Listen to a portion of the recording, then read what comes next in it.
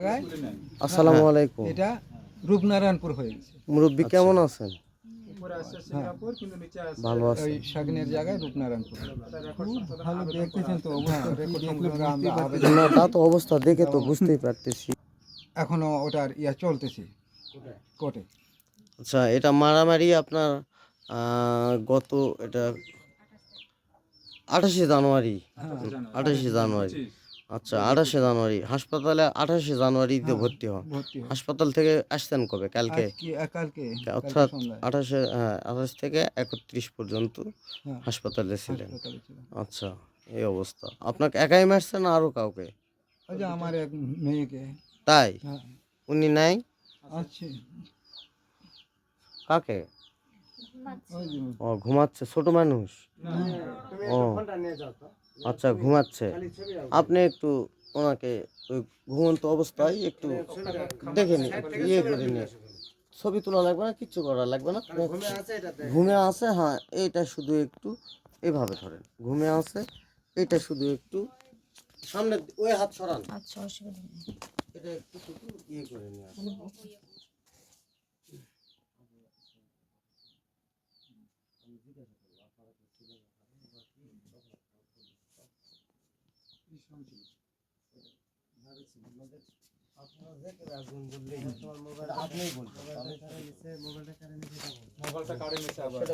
এই যে বাচ্চাটার মোবাইলটা কাড়ে নিচ্ছে, আমার বাচ্চার মোবাইলটা কাড়ে নিচ্ছে।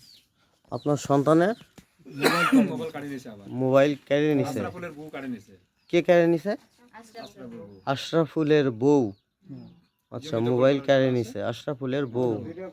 আচ্ছা, ও যখন ভিডিও করে আর কি, হ্যাঁ হ্যাঁ তখন আমাদেরকে হ্যাঁ মারতেছে, হ্যাঁ হ্যাঁ হ্যাঁ আমাদেরকে মারতেছে তখন হ্যাঁ, ওই আপনার বাচ্চাটা ওই মেয়ে তখন হ্যাঁ ভিডিও করতেছিল, ভিডিও করতেছে, তখন ওই ফোন ফোন কাড়ে নিচ্ছে। কেড়ে নিছে।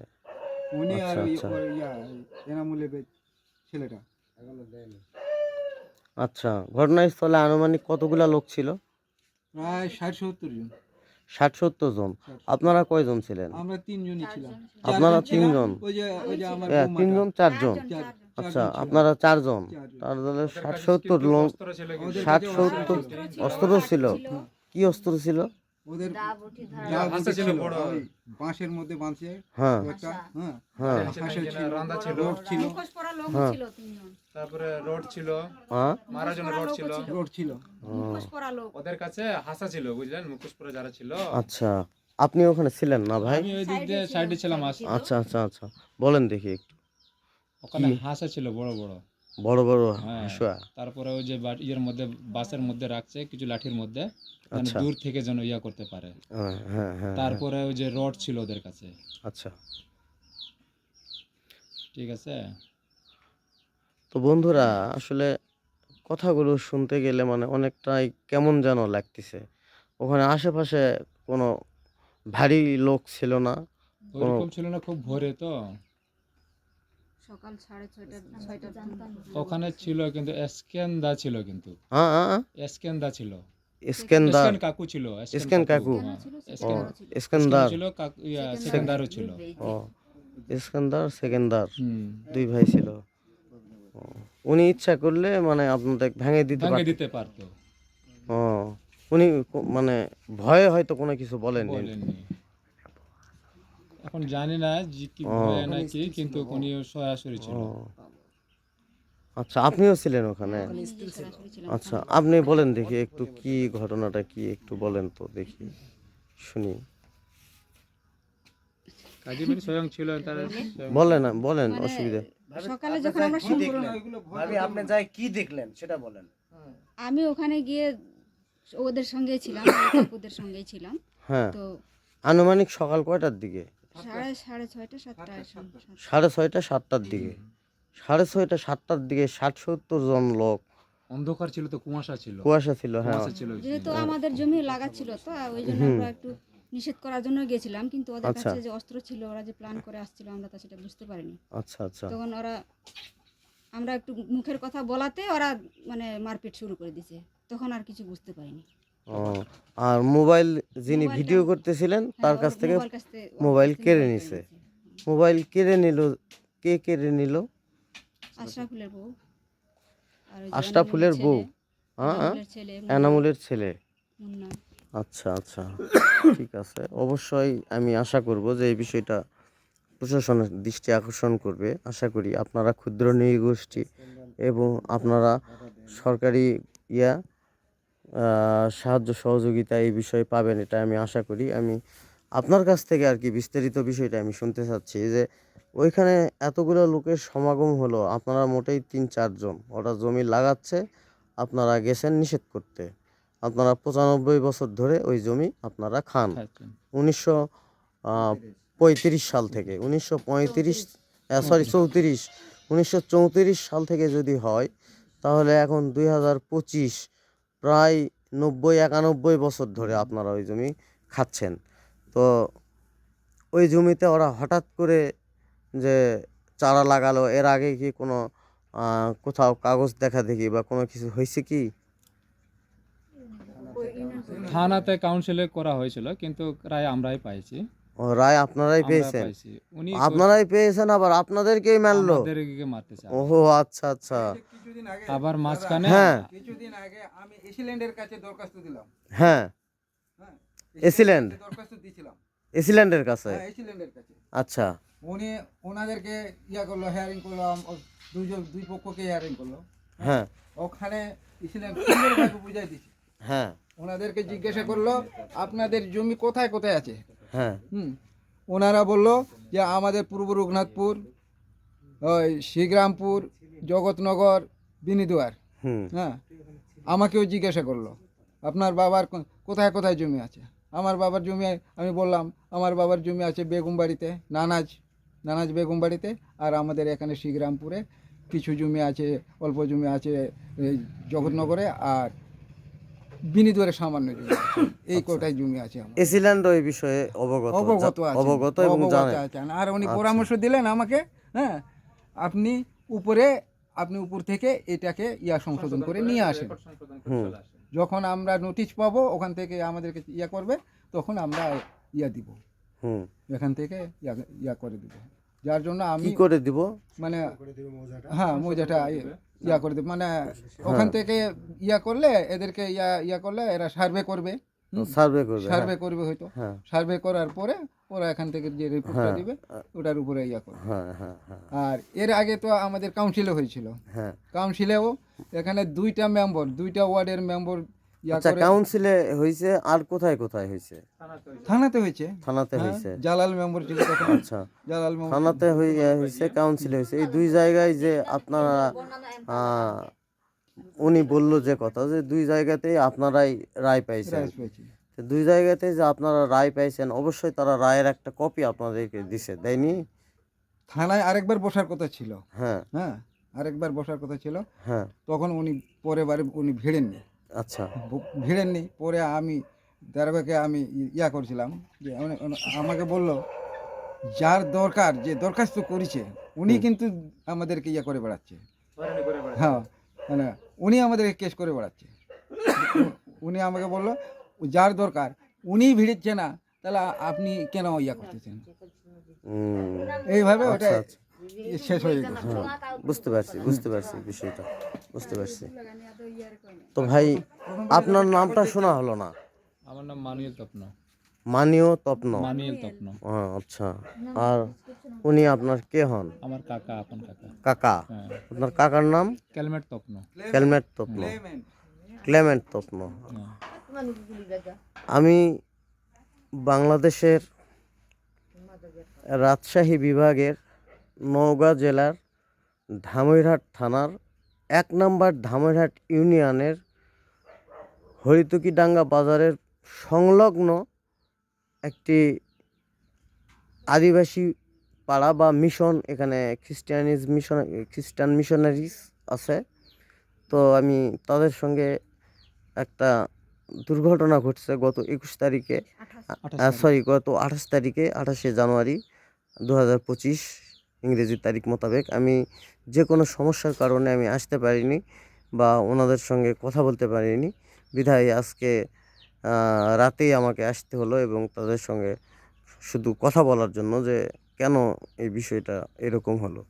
তো 95-96 বছর আপনারা জমি দখল করে খাওয়ার পর তারা যে জমি লাগাতে গেল, এর আগে আপনারা 2 জায়গাতেই রায় পেলেন, ঠিক আছে, বুঝলাম। তো ওইখানে মানে আমার প্রশ্ন হলো এটা যে ওনারা অত লোক ওখানে ছিলেন, 60-65 জনই তো আর জমি লাগাননি, জমি লাগাইছেন হয়তো অল্প কিছু মানুষ, আর বাদবাকি মানুষ হয়তো পাহারা দিছে, পাহারা দিচ্ছে। পাহারা দিছে, তাই না? এরকমই হওয়ার কথা। হ্যাঁ, তো ওখানে আপনাদেরকে থামায় দেওয়ার মতো কোনো লোক ছিল না, না এরকম আপনাদেরকে থামায় দেওয়ার মতো কোনো লোক ছিল না ওখানে? ওরকম কোনো লোক ছিল না তো। ও আচ্ছা, ওখানে ছিল শুধু হ্যাঁ, এসকেন কাকু ছিল, সেকেন্দার ছিল, ওরা তো পরে ওই যে ঘরের মধ্যে ঢুকে গেল, ডিপের। ও সিকান্দার সেকেন্দার চাচু ছিল, তারপরে তারা ঘরের মধ্যে ঢুকে ঢুকে গেছে, গেল ডিপের। দ্বীপের ঘরের মধ্যে ঢুকে গেছে। ওনারা ইচ্ছা করলেই তো ভেঙে দিতে ভেঙে পারে। দিতে পারতো। আচ্ছা, যাই হোক, এখন ওনারা কিসের ভয়ে দেননি বা কি কারণে দেননি এটা তো আমি জানি না, বা আমি বলতেও পারবো না। যাই হোক, আমিও মনে করব যে যেহেতু আহ, আমাদের ইস্কান্দার চাচা একজন মাননীয় ব্যক্তি, তার উচিত ছিল আর কি ঘটনাটা ভেঙে দেওয়ার, যাতে গন্ডগোল না হয়, পরবর্তীতে বসে একটা সমাধান করার। তারপরও যাই হোক, হয়ে গেছে। আহ, সবার পক্ষ থেকে মানে আমি আপনাদের কাছে ক্ষমা চেয়ে নিচ্ছি, আপনারা যে বিষয়টাকে ক্ষমা সুন্দর দৃষ্টিতে দেখবেন। আর জমি কার এটা নির্ধারণের দায়িত্ব কোর্টের, কোর্ট বলে দিবে জমি কার, জমি কার। আর আমি আইন সম্পর্কে অতটা বুঝি না, এতটুকু বুঝি যে কোর্টই বলতে পারবে কোর্টে বলতে জমিটা পারবে কার, জমিটা কার। জমিটা কার। আর আপনাদের সঙ্গে যে আচরণটা হয়েছে এটা অত্যন্ত খারাপ, আমি অত্যন্ত আন্তরিকভাবে দুঃখিত, ব্যথিত, এবং হৃদয় বিদারক একটা ঘটনা যে বাবার সঙ্গে তার মেয়েকেও মানে বেধড়ক মারছে, এটা আসলে বোঝা মানে বলার মতো কিছু না। কিন্তু একদম আমি এটাই চিন্তা করতেছি, হ্যাঁ, মোবাইল কেড়ে নিল আপনাদের, এটাও যদি মানে চাচা ইচ্ছা করতো তাহলে ইস্কান্দার চাচা ইচ্ছা করলে এটা ভেঙে দিতে পারতো হয়তো। উনি এখন ভয় পাইছে না কি কি নিয়ে কি কারণে যে কাছে আসেনি। যাই হোক, মোবাইল নিয়ে থাকলে মোবাইল অবশ্যই ফেরত দিবে, প্রশাসনের নলেজে তো আছেই বিষয়টা, প্রশাসনের নলেজে আছে না, হুম। থানার ওসি অবশ্যই এই বিষয়ে জানেন না? জানা কোনো গুরুত্ব দিচ্ছে না তো এরকম। থানায় কোনো গুরুত্ব দিচ্ছে না। হুম। ও মানে খুব বুদ্ধি ও দিচ্ছে, আচ্ছা, কিন্তু খুব দিচ্ছে, ধীরে। দিবে দিবে ওসি সাহেব অবশ্যই হ্যাঁ, গুরুত্ব ধীরে দিবে, ধীরে, খুব ধীরে এটা নিয়ে দিচ্ছে। আপনার ভয় পাওয়ার হুম। কিছু নাই। গুরুত্ব দিবে, হয়তো উনি একটু তদন্ত করতেছেন বা একটু ভাবতেছেন হুম। যে বিষয়টা নিয়ে কি করা যায়, অবশ্যই গুরুত্ব দিবেন।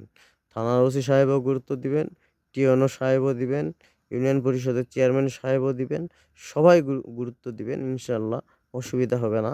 আমি এই কারণে আপনাদের কথাগুলো এখানে আহ, ভিডিও আকারে ফুটেজ তৈরি করে নিলাম, যাতে এটা সবার চোখে আসে এবং এর রায় সাপেক্ষে, সরি, সঠিক তদন্ত সাপেক্ষে রায় যেটা হবে সেটা যেন প্রশাসন করে দেয়। আর এ বিষয়ে আমি জানি তারা অঙ্গীকারবদ্ধ। তো আমি একজন বাংলাদেশের সাধারণ নাগরিক হিসাবে আমার যতটুকু দায়িত্ব ও কর্তব্য ছিল আমি পালন করার চেষ্টা করছি, বাকিটা আল্লাহর ইচ্ছা, জানি না, আল্লাহ ভালো জানে। তো ইন্নাল্লাহু আলিমুল বিজাতি সুদূর, একমাত্র আল্লাহই সব কিছু জানেন। তো আপনাদের উপরে যে নির্যাতন হয়েছে এটার জন্য আমি আসলে খুবই দুঃখিত, আপনারা ক্ষমা সুন্দর দৃষ্টিতে দেখবেন। আর আপনারাও মারামারিতে এরপরেও কখনো যাবেন না, অবশ্যই আইনের আশ্রয় নেবেন। তো এই বলে এখানেই আজকের মতো কথা সমাপ্ত করছি। দাদা, আপনার যদি কোনো কথা থাকে বলতে পারেন। আপনার কি আর কোনো কথা বলার মতো আছে? এদিকে তাকিয়ে বলেন। এখন মনে করেন আইনের আশ্রয় দিলে তো আমাদের ভালো হয় আরো। হ্যাঁ, আইনের আশ্রয় ছাড়া তো হ্যাঁ, এখানে তো সম্ভব না, আইনের হ্যাঁ। আশ্রয় কথা বলতে হবে। আইনের আশ্রয় ছাড়া কিভাবে সম্ভব বলেন? একমাত্র আইনই পারবে এটাকে সঠিক বিচার সঠিক করে বিচার, হ্যাঁ। হ্যাঁ একটা নির্দিষ্ট রায় কিন্তু দিতে। আমরা কিন্তু সঠিকভাবে পাচ্ছি না তো এইভাবে এখানে। কিন্তু না, আমরা পাবেন, কোন অবশ্যই জায়গায় গেলে পাবেন, পাবো, আইনের অবশ্যই আশ্রয়, পাবেন, বিচার পাবো, সঠিক অবশ্যই বিচার পাবো, পাবেন। সেখানে আমি যেন ভালো করে আশা করে করি দেন অবশ্যই পাবেন। এখানে, এটা হ্যাঁ। এমন কোনো না কোনো মানুষের চোখে অবশ্যই আমার এই ভিডিওটা পড়বে এবং আপনি অবশ্যই এর সঠিক বিচার পাবেন। আমি এটা আশা করি। আমরা সেটাই কামনা আমি করছি, নওগাঁ যেন জেলার বিচার যেন ধামইরহাট সঠিক থানার বিচার যেন পাই আমরা। আমরা ন্যায় বিচার চাই। 1 নম্বর ইউনিয়নের হরিতকীডাঙ্গা বাজার সংলগ্ন মিশন থেকে বলছি, রাজশাহী বিভাগ। তো যেই এই বিষয়টা যে প্রশাসনিক ভাইয়ের চোখেই পড়ুক, আমি আশা করব আপনারা সঠিক তদন্ত সাপেক্ষে এটার বিচার করবেন। এই বলে আমি আমার কথা এখানেই সমাপ্ত ঘোষণা করলাম। আসসালামু আলাইকুম। বাংলাদেশ জিন্দাবাদ।